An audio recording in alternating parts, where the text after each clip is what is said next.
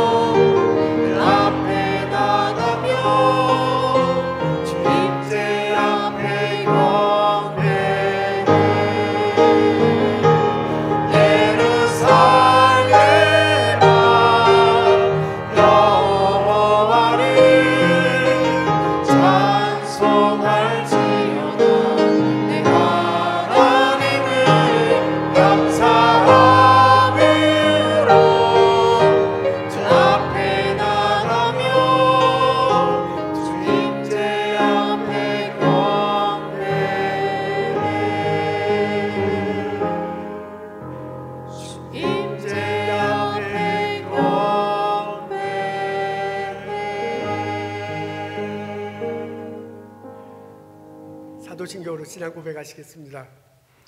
전능하사 천지를 만드신 하나님 아버지를 내가 믿사오며 그의 외아들 우리 주 예수 그리스도를 믿사오니 이는 성령으로 잉태하사 동정녀 마리아에게 나시고 본디오 빌라도에게 고난을 받으사 십자가에 못 박혀 죽으시고 장사한 지 사흘 만에 죽은 자 가운데서 다시 살아나시며 하늘에 오르사 전등하신 하나님 우편에 앉아 계시다가 저리로서 산자와 죽은 자를 심판하러 오시리라. 성령을 믿사오며 거룩한 공회와 성도가 서로 교통하는 것과 죄를 사하여 주시는 것과 몸이 다시 사는 것과 영원히 사는 것을 내가 믿사옵나이다. 아멘.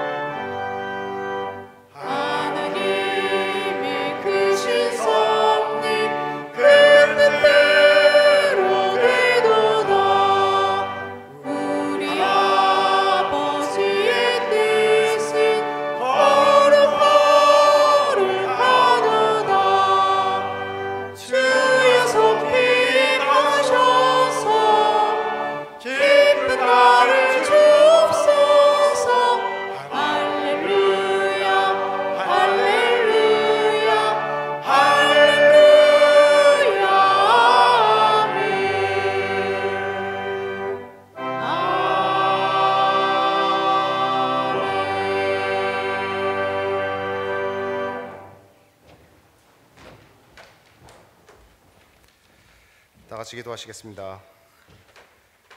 사랑과 은혜가 풍성하신 하나님 아버지, 오늘도 거룩한 주일 아침 저희를 주님의 전으로 불러주심에 감사드립니다. 세상은 빠르게 변하고 하루하루가 바쁘고 불안하지만 그 속에서도 저희의 걸음을 지켜주시고 주의 은혜로 지난 한 주를 무사히 보내게 하신 하나님께 감사와 찬양을 올립니다. 하나님, 때로는 알지 못하는 사이에도 저희를 위험에서 보호해 주시고 감당하기 어려운 일들 앞에서도 주의 평안으로 저희의 마음을 붙들어 주셨습니다.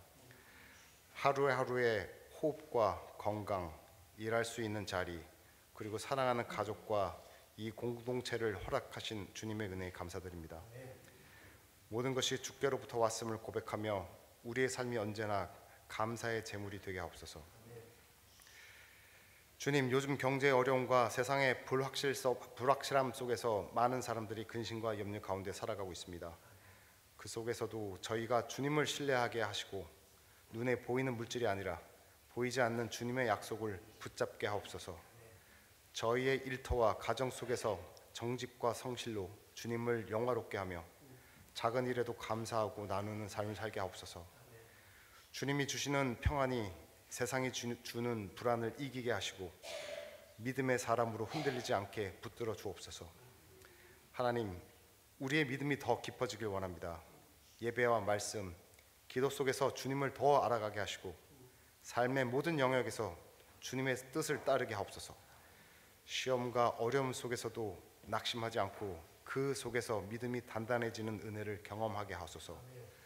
우리의 신앙이 머리의 지식으로 머물지 않고 성과 발과 사랑과 섬김으로 열매 맺게 하옵소서. 또한 우리의 자녀 세대가 이 믿음을 이어받아 세상의 유혹 속에서도 진리 위에 굳게 서게 하옵소서. 주님, 이 시간 미국과 한국을 위해 기도드립니다. 두 나라 모두 경제적으로 어려운 시기에 있습니다. 지도자들에게 지혜와 공의의 마음을 주시고 국가가 정의와 사랑 위에 세워지게 하옵소서. 사회 곳곳의 갈등을 치유하시고 약한 자들과 소외된 자들이 보호받는 사회가 되게 하옵소서. 또한 전 세계가 불안한 전쟁, 기후 위기 속에 흔들릴 때 하나님께서 평화의 주인 되심을 다시 고백합니다. 이 땅에 주님의 긍휼과 회복이 임하게 하옵소서. 마지막으로 성령께서 이 예배 가운데 충만히 임재하시고 오늘 이 예배를 통하여 저희의 영혼이 새로워지고 주님의 사랑과 은혜를 깊이 경험하게 하옵소서. 찬양하는 우리의 입술, 기도하는 우리의 마음, 드리는 헌금과 예배의 모든 순간이 주님께 기쁨이 되는 시간이 되게 하소서. 모든 영광과 찬양을 주님께 올립니다. 이 모든 말씀을 우리 구주 예수 그리스도의 이름으로 기도드립니다. 아멘.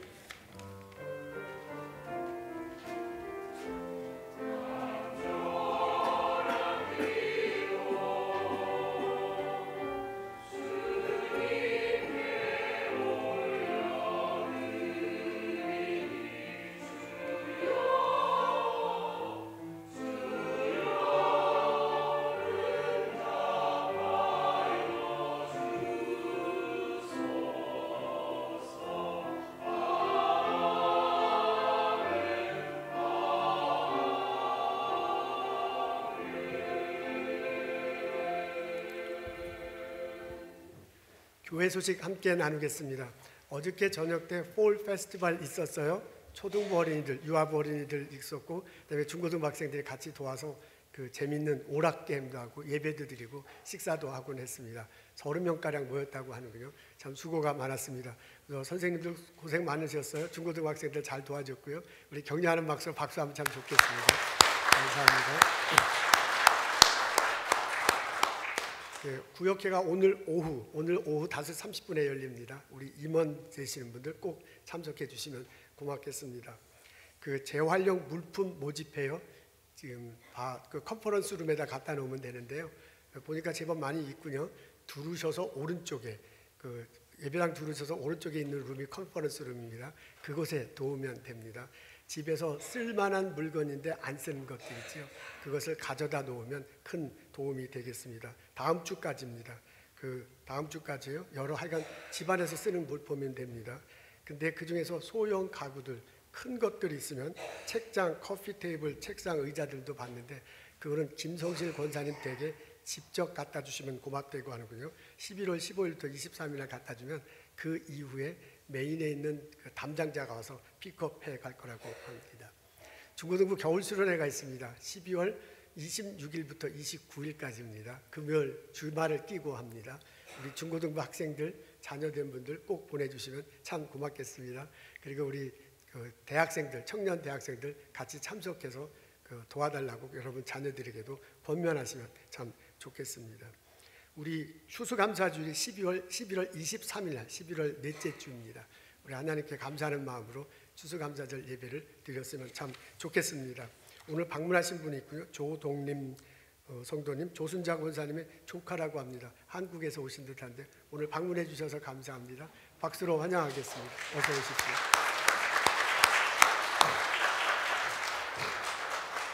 만나서 반갑습니다. 여러분 우리 일어나서 인사 나누도록 하겠습니다. 주님의 이름으로 환영합니다. 축복합니다. 어서 오십시오. 어서 오세요. 어서 오십시오. 어서 오십시오. 어서 오십시오.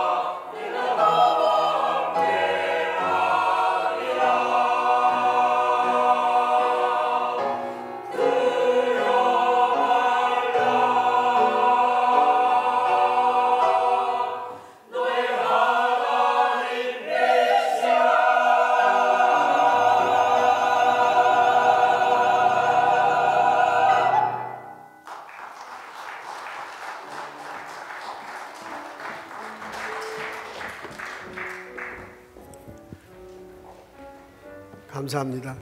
이거 엄청 잘하는 거 아닌가요? 그만큼 수고가 많으세요. 우리 감사에 박수 드리면 참 좋겠습니다. 수고 많습니다. 감사합니다.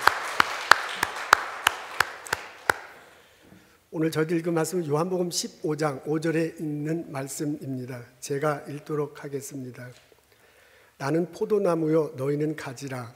그가 내 안에 내가 그 안에 거하면 사람이 열매를 많이 맺나니 나를 떠나서는 너희가 아무것도 할 수 없음이라. 아멘.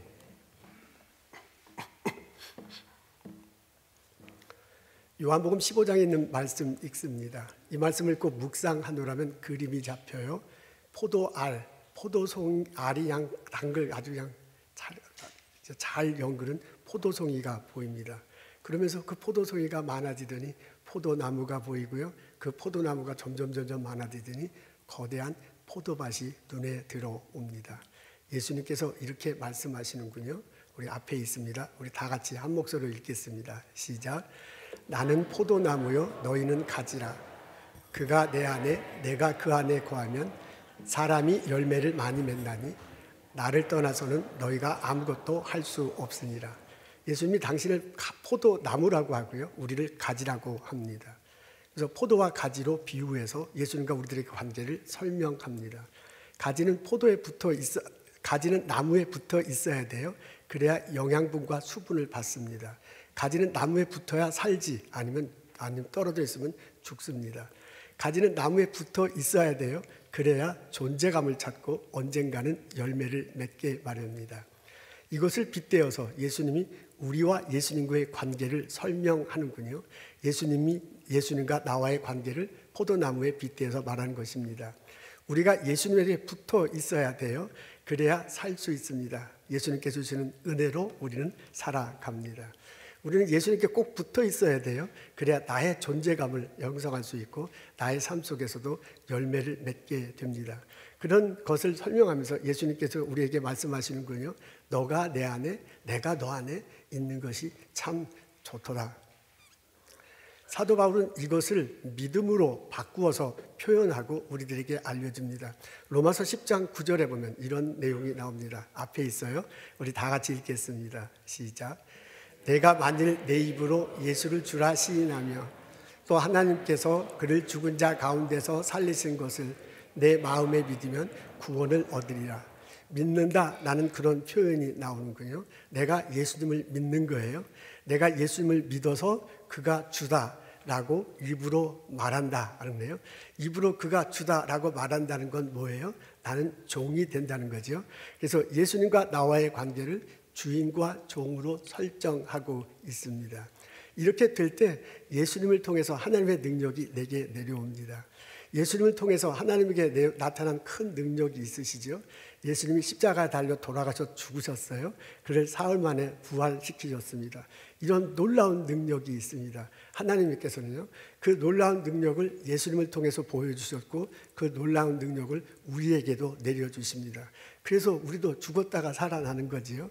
죄로 인해서 죽었는데 이제 예수님 이름으로 새롭게 사는 삶입니다. 새 삶을 샀습니다. 의롭게 되는 겁니다. 우리가 죽어서 지옥에 가야 할 상편인데 살아서 천국에서 영원히 살게 됩니다. 이런 놀라운 능력도 우리들이 경험하게 됩니다. 이것을 구원이다라고 이렇게 표현했습니다. 여러분, 이 예수님의 비유와 사도 바울의 가르침은 똑같은 맥락입니다.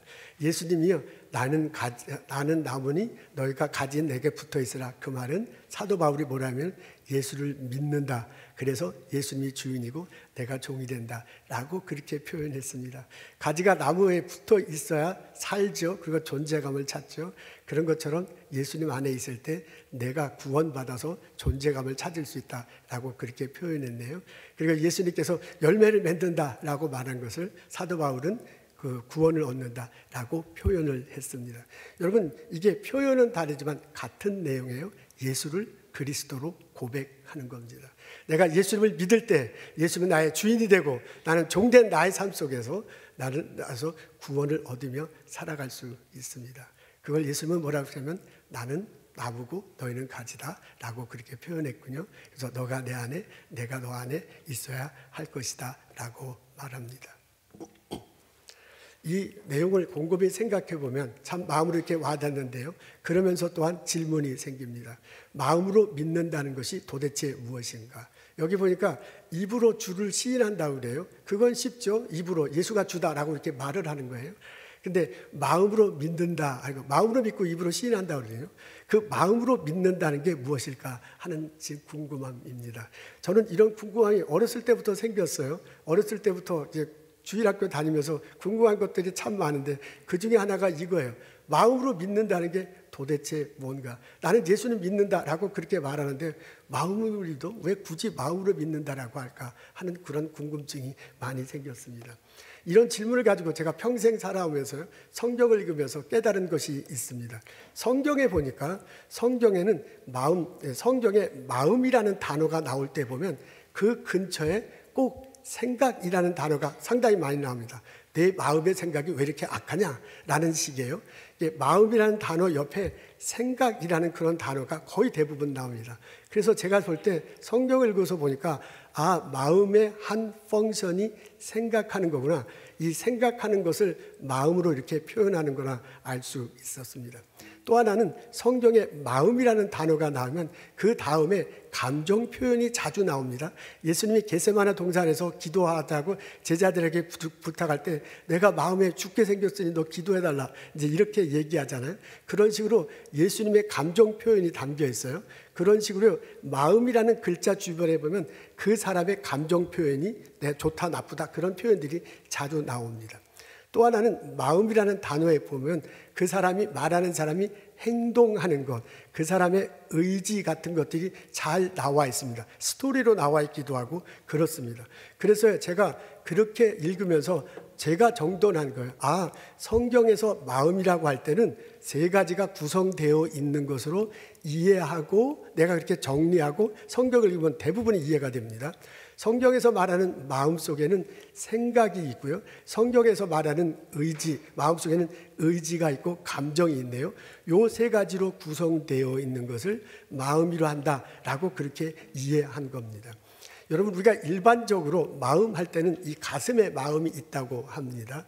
그리고 문학에서도 보면 이 가슴에 마음이 있다고 그러고요. 성경에서도 보면 가슴에 마음이 있는 것으로 표현합니다.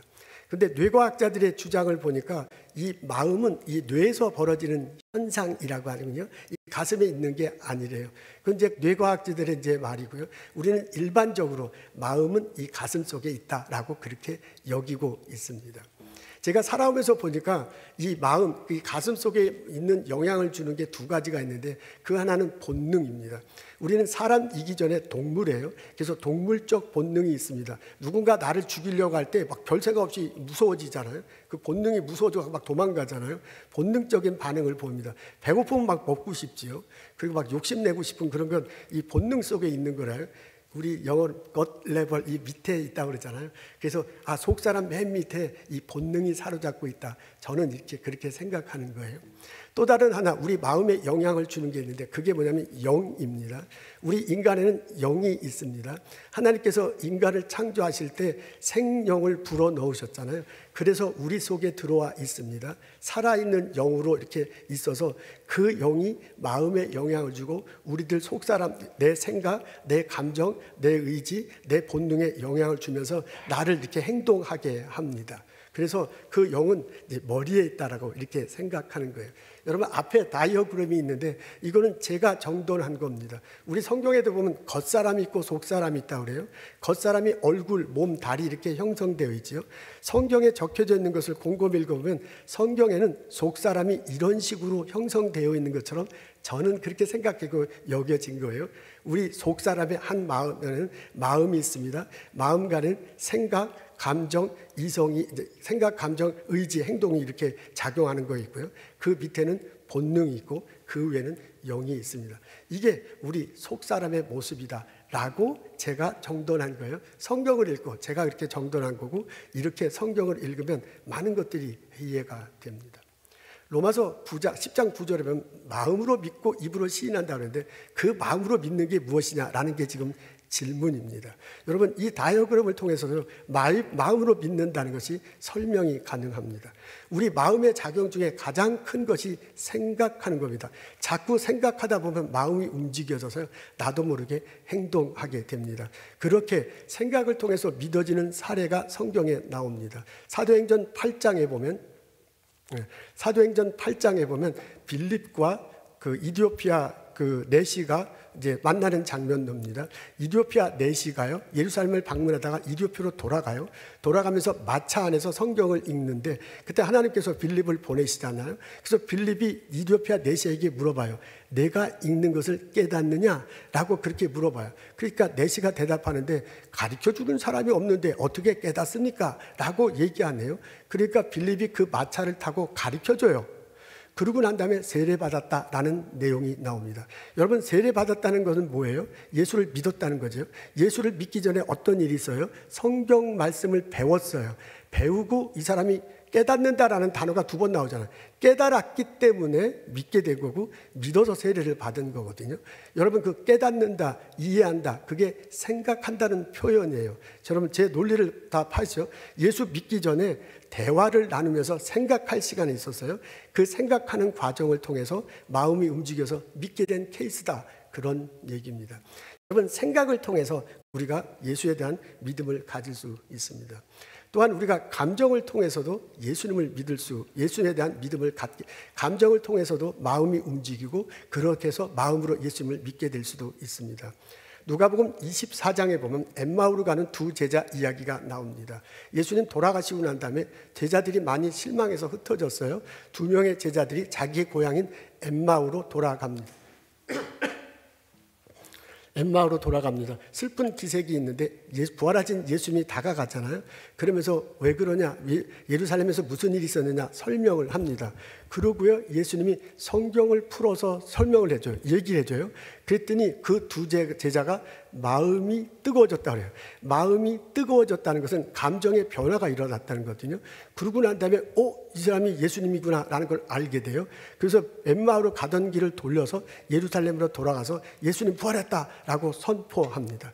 예수님 부활했다, 그 말은 예수님을 믿었다는 얘기거든요. 예수님 믿기 전에 이 2 제자에게는 어떤 일이 있었냐면 가슴이 뜨거워지는 그런 일이 있었어요. 감정의 변화가 생기는 일이 있었어요.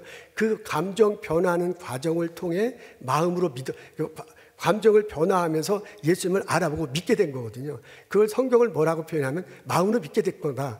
마음의 한 작용이 감정이니까 그걸 마음으로 믿게 된 거다라고 그렇게 표현했다, 이 말입니다.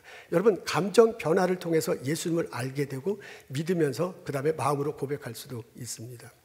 또 한편으로 의지를 통해서 마음의 변화를 느끼고요. 그리고 예수님을 믿게 될 수도 있습니다. 사도행전 10장에 보면 고넬료 이야기가 나옵니다.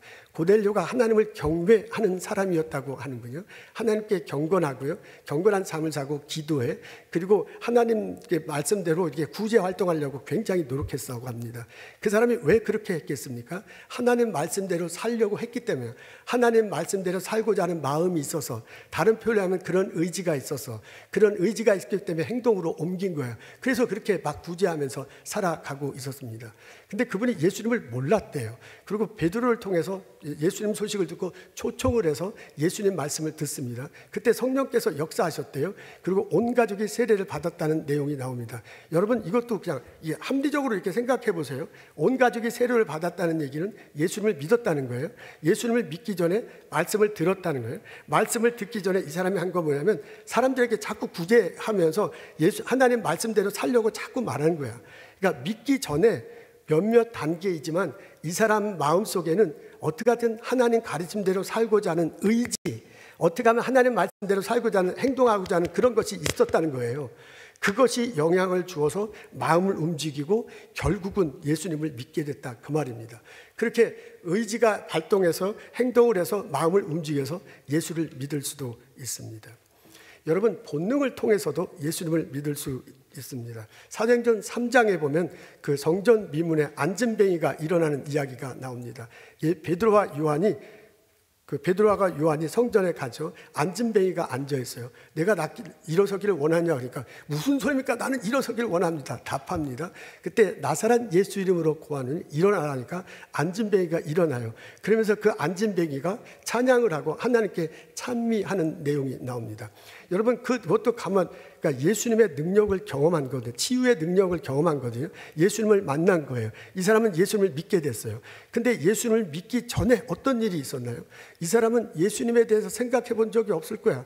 이 사람은 예수님의 말만 들으면 막 가슴이 뜨거워지고 막 울음이 나고 그런 경험을 해본 적, 감정적 변화한 적이 없어. 그 사람은 예수님의 가르침대로 살려고 살아봤을까? 그것도 잘 모르겠어요. 근데 이 사람은 예수님이 역사하시는 능력을 했거든요. 그게 바로 본능이에요. 이 사람은 앉은뱅이야. 아픈 사람이 본능적으로 가장 갖고 싶은 게 뭐예요? 일어서는 거예요. 그러니까 일어설 기회가 생기니까 나 일어서고 싶습니다 말하고요. 예수 그리스도로 너 명령하는지 일어나라 하면서 그 일어나는 놀라운 역사가 있었습니다. 이런 것을 볼 때 믿기 전에요. 이 사람에게 영향을 준 것, 예수님을 받아들이고 영향을 준 건 본능이에요. 본능 속에서 낳고 싶은 게 있는 거야. 그래서 그것을 통해서 놀라운 역사가 일어나고 마음에 믿어지고 예수를 고백하는 일이 벌어졌습니다. 여러분 영을 통해서도요 하나님께서 우리들을 역사하십니다. 하나님께서 우리를 창조하실 때 생명을 불어넣으셔서 입으로 생명을 불어줘서 우리가 인간으로 살게 됐습니다. 그래서 우리 속 사람에는 보트를 보이지만 속에는 영이 있어요. 근데 그 처음 영은 생명, 살아있는 영이었는데 그 영이 흐트러진 상황에서 살긴 살지만 영이 있어서 그 영이 마음에 영향을 주고요. 그 영이 우리 본능을 다스리면서 우리들 속 사람을 움직여 가는 거예요. 그래서 그 속 사람이 움직여지는 대로 겉 사람이 행동하는 거잖아요. 그 영 속에 하나님께서 성령을 부어주실 때 마음이 작동하고 믿어지게 됩니다. 사도행전 2장에 보면 제자들이 기도하는 장면이 나옵니다. 제자들이 3년 동안 예수님을 따라다녀서 예수님 가르침 받고 예수님 말씀대로 살고자 행동해 본 적이 있어요. 근데 그게 잘 안 된 거야. 그래서 예수님 안 믿어져요. 여러분 그 사람들이 정말 예수님을 믿었다면 십자가 달리고 그럴 때 그렇게 도망가면 안 되지. 예수님을 믿으면 왜 도망가요? 그리고 예수님 부활하시고 만났는데도 별 그냥 감흥이 없어요. 그런데도 막 갈릴리가 왜 그래? 믿어지지 않기 때문에 그래요. 예수님이 그렇게 말씀하신 거 다 생각하고 있어서 예수님 같이 있으면 막 기쁠 때도 있고 슬플 때도 있고 감정적 변화가 막 있었을 거 아니에요. 그런 체험을 했어요. 그리고 예수님 말씀대로 살고자 하고 막 전도도 하고 막 그랬단 말이에요. 그렇게 했음에도 불구하고 믿어지지 않으니까 그렇게 한 거예요. 그런 사람들에게 성령이 임하잖아요. 성령이 임해서 우리 눈에 보이지 않지만 성령이 임해서 내 영을 터치한 거야. 내 영이 그 그릇 같으면 성령이 물이라면 성령이 임해가지고 이 영을 막 가득하게 한 거예요. 내 영이 더러운 빨래 같은 거라면 이 성령이 임해서 그 빨래를 그냥 깨끗하게 한 거지요. 그래서 그 영이 내 마음에 영향을 줘요. 내 생각에 영향을 주고 내 감정에 영향을 주고 내 의지에 영향을 줘서 제자들이 활가닥 뒤집혀서 이러면 안 된다. 그래서 예수님 말씀하신 거 생각나고 예수님 가르친 거 생각나고 막 뛰쳐나가서 예수 부활했다 막 전거하잖아요. 그때서 믿어진 거야.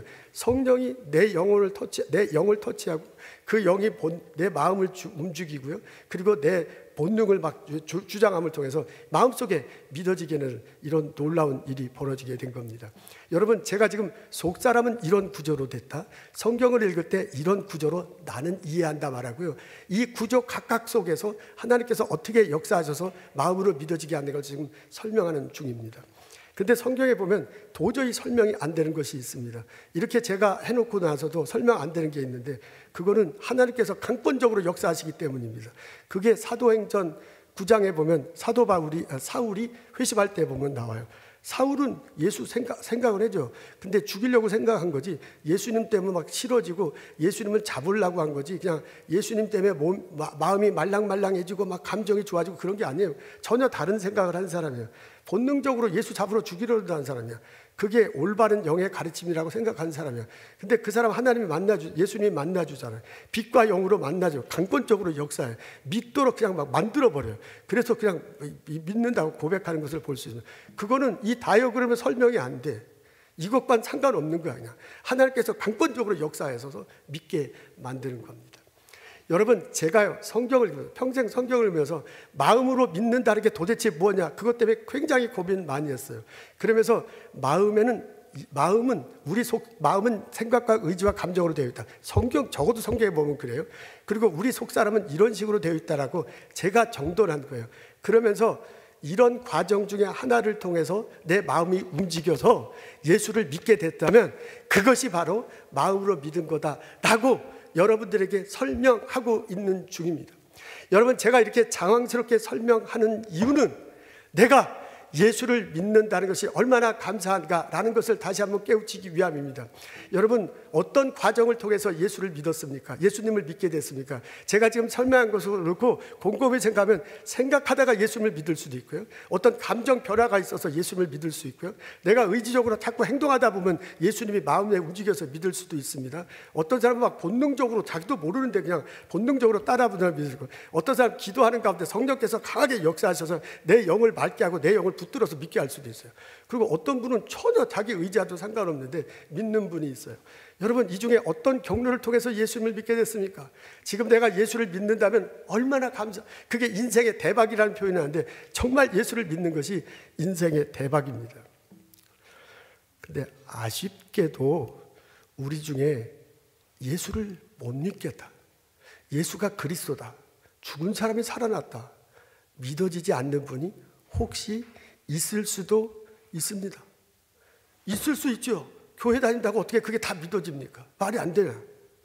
근데 지금 제가 오늘 이렇게 지난주하고 이번 주에 계속 같은 주제로 설교를 하는데요, 이렇게 말하는 것은 뭐냐면, 아직 교회 다니지만 십자가 다시고 부활하신 예수 그리스도가 믿어지지 않는 분이 혹시 있다면 그분들에게 어떻게 하는 것이 마음으로 믿는가라는 걸 알려주기 위함입니다. 여러분, 생각, 의지, 감정, 이런 한 과정 등을 통해서 예수의 말씀이 내 안에 들어오고요, 내 마음에 믿어지게 마련입니다.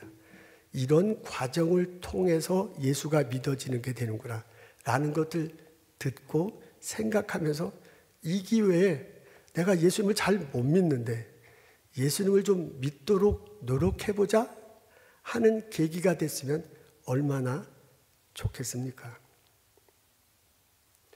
여러분, 보스턴에 사는 한국 사람들에게는 일정한 컬처가 있습니다. 특히 우리 교회 다니는 사람들에게는 일정한 그 사람의 성향이죠, 취향 같은 것들이 있습니다. 저희 교회 교우들은 이게 말이 안 되는데 믿어라 합시다 그러면 되게 불편해해요. 이게 모든 걸 다 믿는 게 합리적으로 설명할 수 있는 건 아니지만은 그래도 어느 정도 이렇게 설명이 가능하고 어느 정도 합리적으로 일 처리를 하고 난 다음에 믿읍시다 합시다 해야지, 무조건 믿읍시오 무조건 하십시오 하면은 되게 마음이 불편해. 그게 이제 우리 교우들의 성향이에요. 그게 뭐 나쁘다 좋다가 아니야. 그냥 우리 교우들은 그런 성향입니다.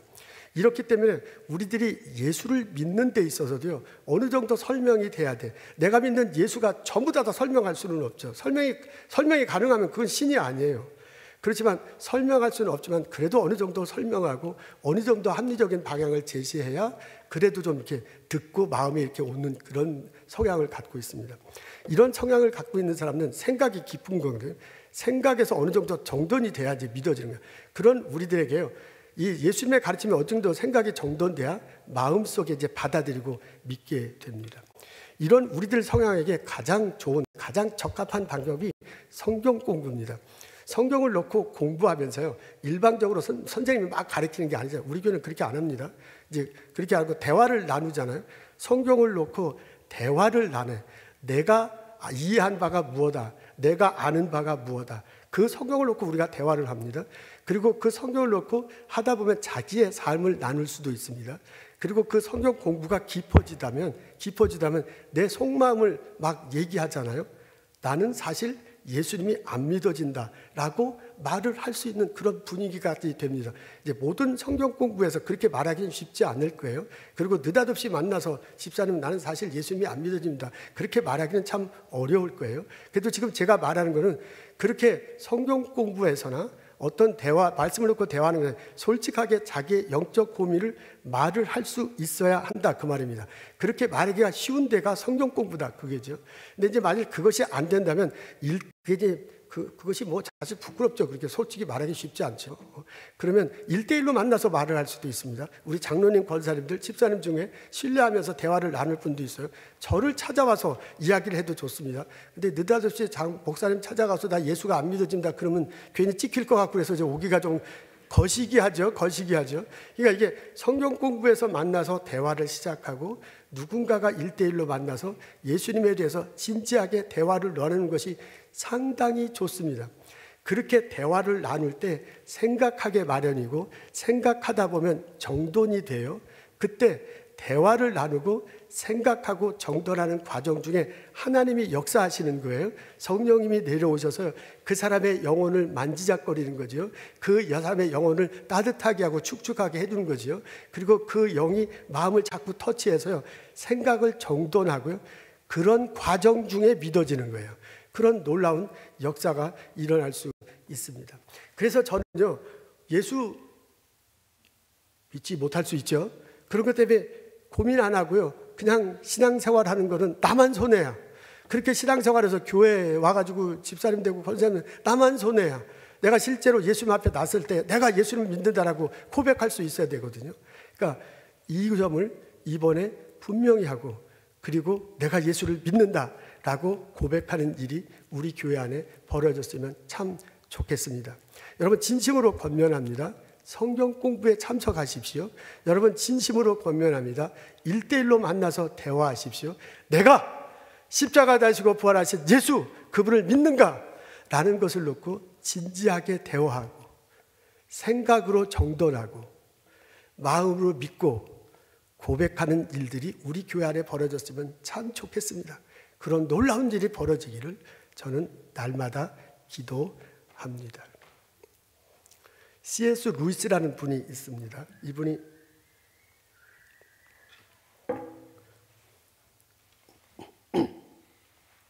옥스퍼드 대학교 영문학과 교수였어요. 현역을 할 때는 옥스퍼드에서 가르치고 나중에 은퇴하고는 케임브리지에서 가르쳤습니다. 이분이 1989년도에 노던 아일랜드의 벨파스트라는 곳에서 태어났습니다.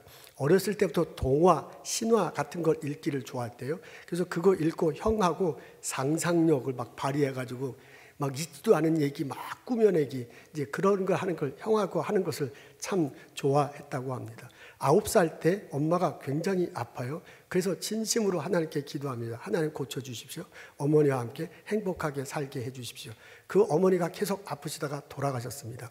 그것이 9살 소년에게 큰 영향을 줬어요. 하나님이 기도하는데 왜 들어주시지 않는가? 하나님이 계시다면 왜 이런 고통이 있고 죽음이 있는가? 그런 걸 생각할 때 하나님은 계시지 않다라는 그런 생각이 들었습니다. 그래서 지금부터 나는 하나님을 믿지 않겠다. 중고등학교 다닐 때 철저한 무신론자로 살았습니다.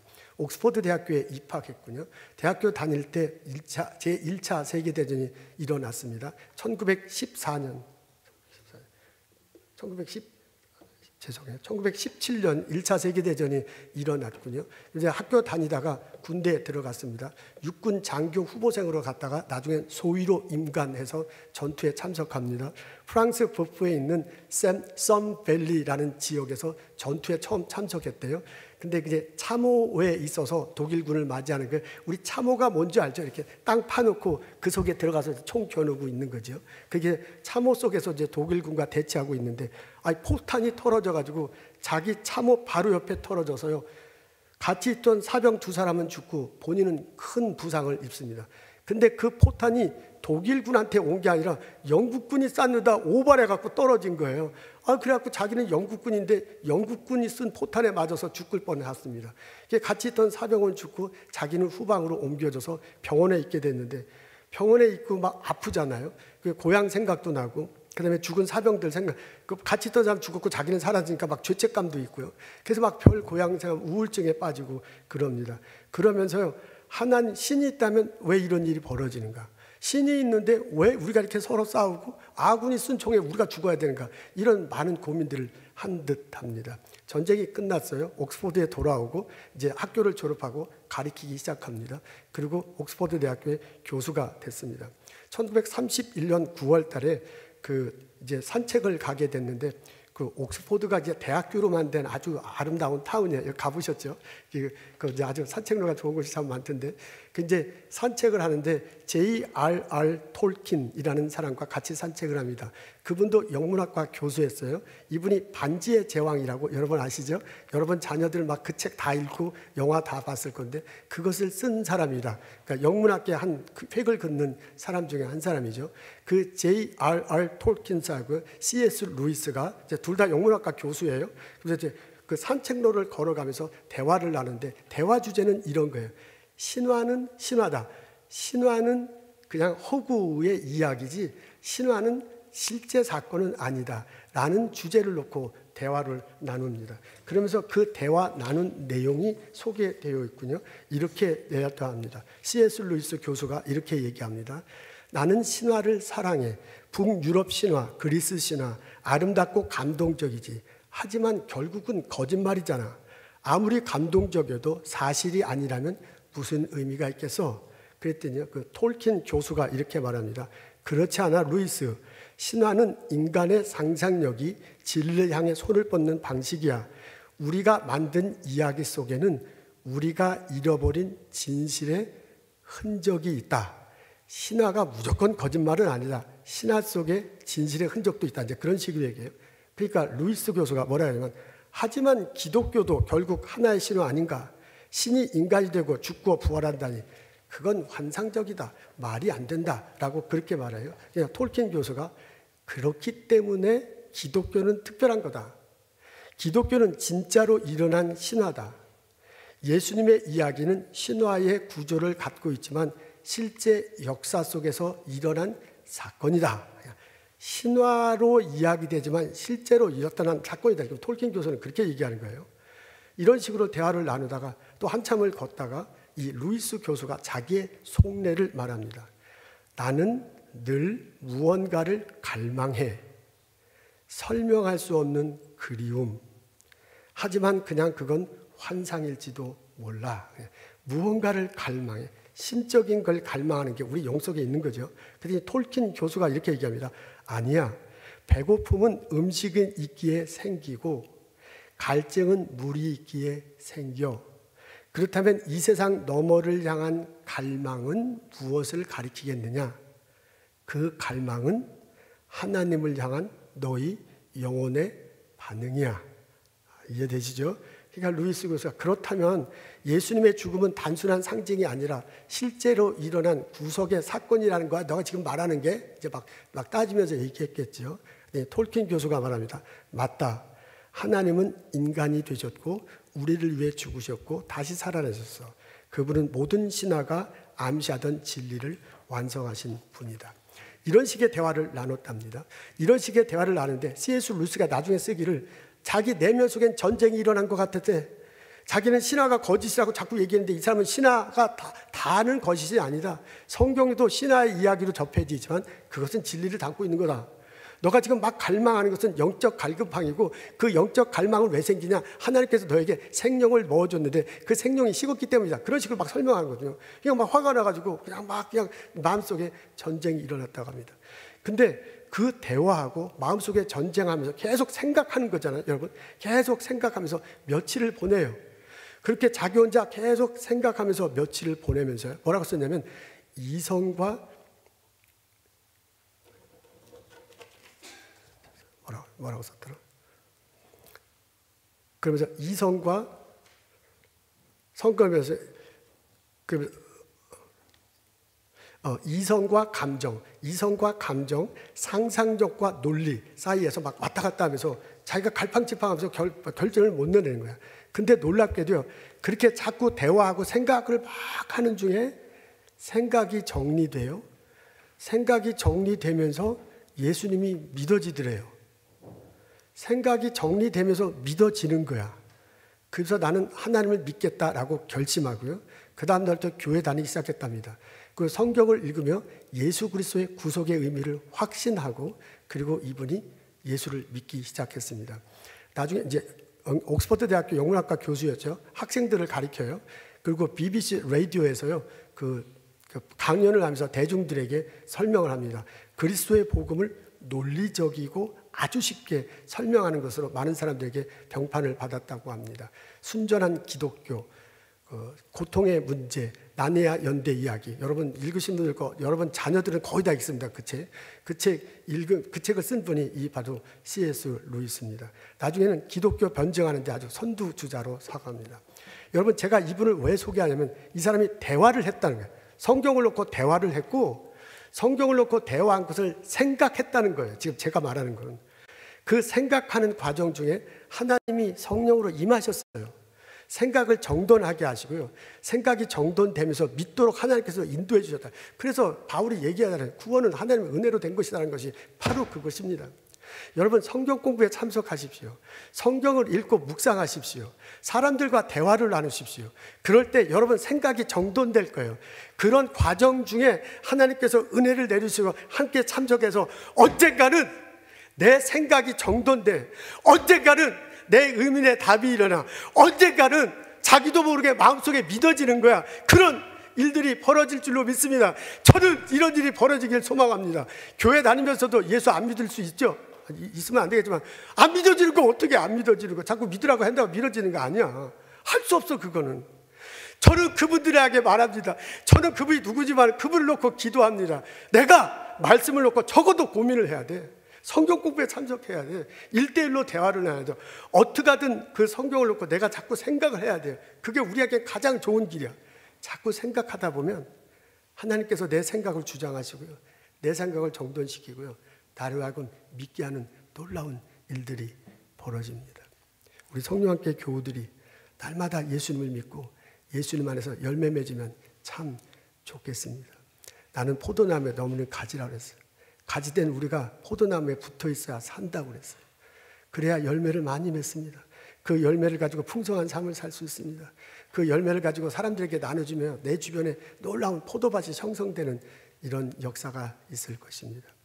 십자가에 달리시고 부활하신 예수님, 그분을 마음으로 믿고 입으로 시인하고 신앙생활하는 나와 여러분 되시기를 주님의 이름으로 기도합니다. 기도하겠습니다. 하나님, 십자가를 바라볼 수 있도록 도와주옵소서. 그것이 담겨있는 성경을 읽고 대화를 할 수 있도록 내 마음을 움직여 주옵소서. 그 대화 중에 생각이 정돈되고 예수님이 믿어지도록 역사하여 주옵소서. 마음으로 믿고 입으로 시인하며 신앙생활하는 저희들 되도록 주장하여 주옵소서. 예수님 감사합니다. 예수님 이름으로 기도합니다.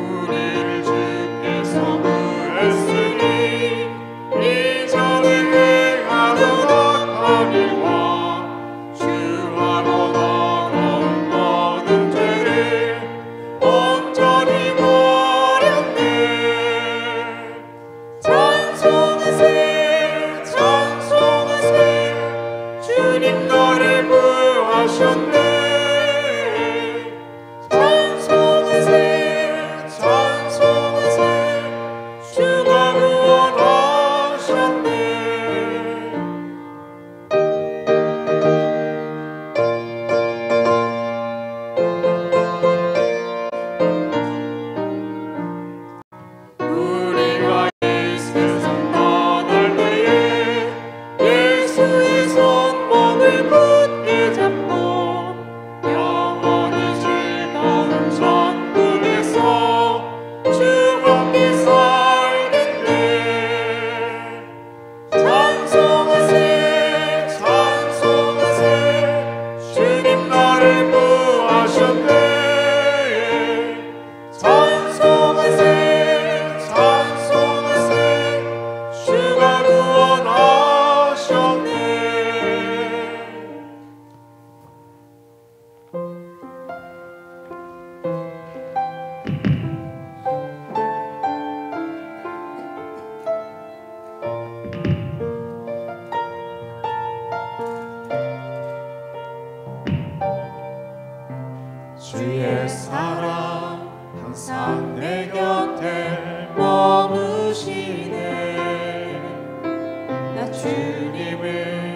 모른다 하여도 주의 사랑 또 나를 믿어주시네. 나 주님을 모른다 하여도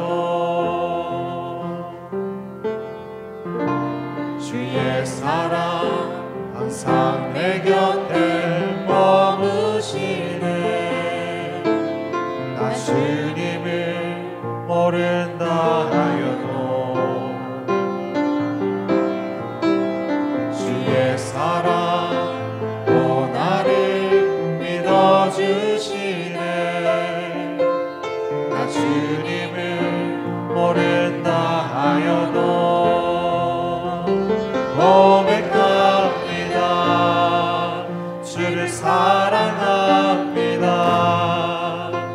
온 마음 다하여 주를 사랑합니다. 엎드립니다.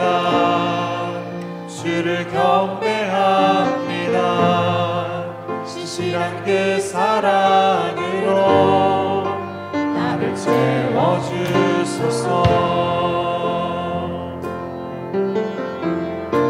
주의 사랑 항상 내 곁에 머무시네. 주의 사랑 항상 내 곁에 머무시네. 주님만이 피난처 되시네. 주님만이 피난처 되시네. 주의 사랑 또 나를 믿어주시네. 주님만이 내 소망 되시네. 고백합니다. 주를 사랑합니다.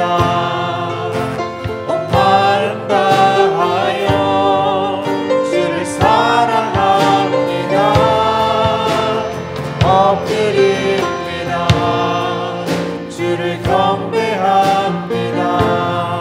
신실한 그 사랑으로 나를 채워주소서. 주의 사랑 날 포기지 않네. 변함없으신 그 사랑 나도 주님을 놓지 않겠네. 부족한 입술로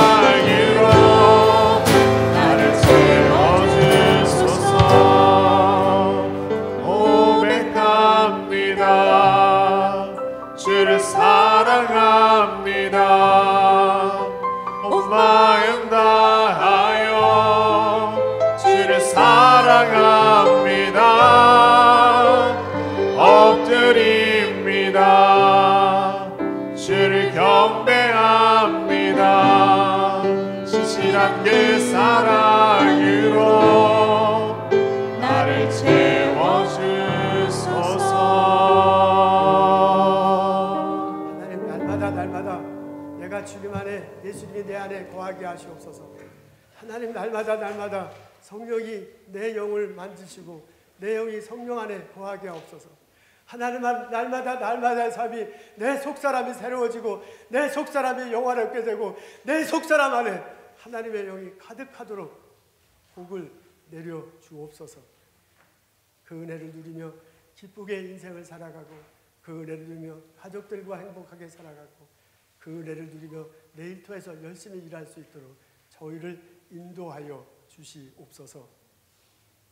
하나님, 주께서 주신 많은 것 기억하고 거룩하게 구별하여 하나님께 예물 드립니다. 11조 드립니다. 주정헌금 드립니다. 감사헌금 드립니다. 지정헌금 드립니다. 하나님, 저희들이 드린 예물 받으시고 흠량하시옵소서. 주의 이름으로 사용하여 주옵소서. 바친 손길 기억하시고 하나님께서 한 가족 한 가족 방문하시며 한 소원 들으시고 응답하여 주시옵소서. 하나님이 살아계시는구나. 내 자녀들 속에서, 내 일터 속에서, 내 영 속에서 체험하며 살아갈 수 있도록 도와주시옵소서. 주 예수 그리스도의 은혜와 하나님의 거룩하신 사랑과 성령의 친밀한 교통하심이 오늘 예배드리고 돌아가는 우리들 모두에게 지금부터 영원토록 함께 하시길 간절히 축원하옵나이다. 아멘.